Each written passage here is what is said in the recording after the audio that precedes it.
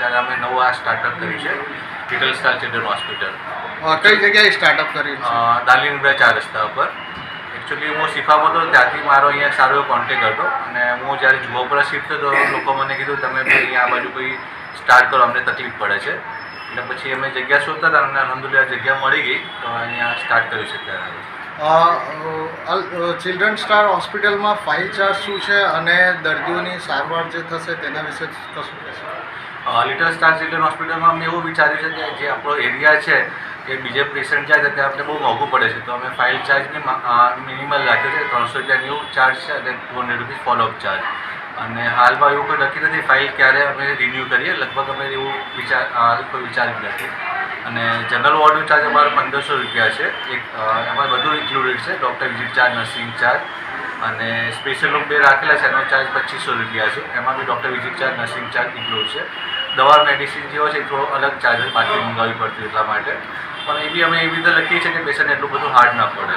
અત્યારે જે વરસાદી માહોલ ચાલી રહ્યો છે તો માતા પિતાને પોતાના બાળકોને શું કેર કરવી જોઈએ આવા માહોલમાં જેથી તે બીમારીઓથી બચી શકે, તેના માટે કંઈ ટિપ્સ આપો?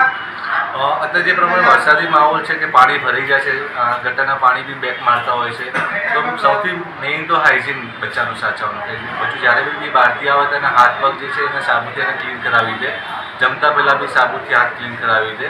અને જે બહારથી જે બહારની વસ્તુ જે ખોરાક છે એ અત્યારે ટોટલી એને એવોઇડ કરવાનો ટ્રાય કરે, કારણ કે આપણું જે શરીર છે એ આ માહોલમાં એની ઇમ્યુનિટી બી ઓછી થતી હોય છે અને બહારના જે ખોરાક હોય છે એમાં બી ખાસું એવું એડિટ્રેશન એટલે કે મેળાવટ થયેલું હોય છે. એટલે બાળકની ઇમ્યુનિટી લો હોવાના કારણે વધારે બીમાર થવાની શક્યતા રહેતી હોય.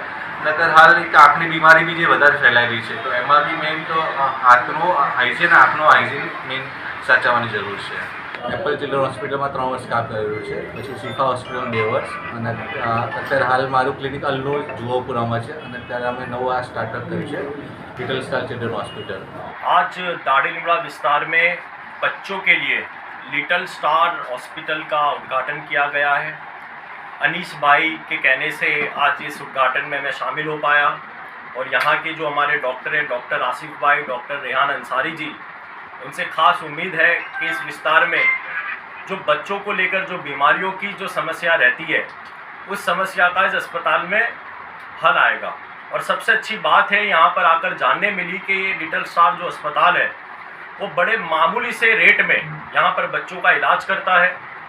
और दाड़ीलिमड़ा बेरामपुरा विस्तार में इस अस्पताल के खुलने से मैं समझता हूँ कि जो मध्यम वर्गीय लोग हैं, जो गरीब समाज के लोग हैं, उनको इस अस्पताल के खुलने से काफ़ी सहायता रहेगी, क्योंकि बेरामपुरा विस्तार में बारिश के बाद काफ़ी मच्छरजन्य रोग हो, मलेरिया, डेंगू जैसे रोग बच्चों में काफ़ी तरीके से मात्रा में पाए जाते हैं. तो इस अस्पताल के खुलने से मेरा मानना है कि इस काफ़ी समस्याओं का हल होगा. और आने वाले समय में मैं डॉक्टर रेहान जी को और डॉक्टर आसिफ जी को दिल की गहराइयों से शुभकामनाएं देता हूँ इस अस्पताल के लिए कि वो अच्छे से यहाँ पर बच्चों की सेवा कर सके और बच्चों का अच्छे से इलाज कर सके.